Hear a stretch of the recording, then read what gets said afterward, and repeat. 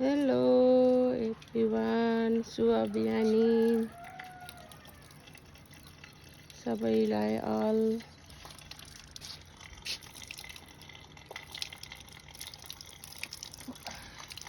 यो चाहिँ दाप्चा बजारको भ्यू है। हाम्रो देउरानी नानी यहाँ मुख धुँदैछ। भकुण्डे बेसियो तल भर्खर सूर्यको दर्शन काठमाडौँबाट हो भने पश्चिम जस्तो के अरे उत्तरबाट झुल्के जस्तो देख्ने है। काठमाडौँबाट है उत्तर यतै होइन त, उत्तर यतै देख्छ तर यहाँबाट चाहिँ यस्तो पूर्व यता हुने क्या अचम्म। ल हजुरहरूलाई नि यो ठाउँ मन पऱ्यो भने यसो भिजिट गर्न आउनु होला।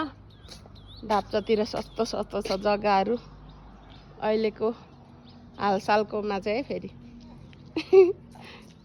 हालसाल नमबुद्ध ऊ यहाँ पर्छ ऊ हेर्नु होला। नमबुद्ध हाम्रो नगरपालिका पर्छ। भुइँचालोले घर भत्काएर पुरानो पुरा चाहिँ वाङ भइरहेछ। नयाँ नयाँ घरहरू चाहिँ यस्तो छ हजुर। आइस्यो दाप्चा डाँडा भिजिट गर्नु। हाम्रो पनि अहिले त पुरा पर्यटक क्षेत्र पर्यो नि त यो। हेर्छु होला यसो मन पर्यो भने भिजिट गर्नु आउनु होला। जग्गा पनि सस्तो सस्तो छ। एक नम्बरमा त मेरै दिनेवाला छु। 5 रोपनी झ्याप्पै 25 लाख रोपनी।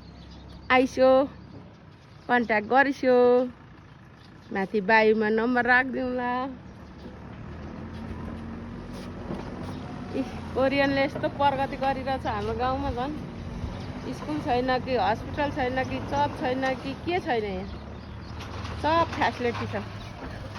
अब हजुरको भन्नुहुन्छ नि यहाँ तल रोड छ हो।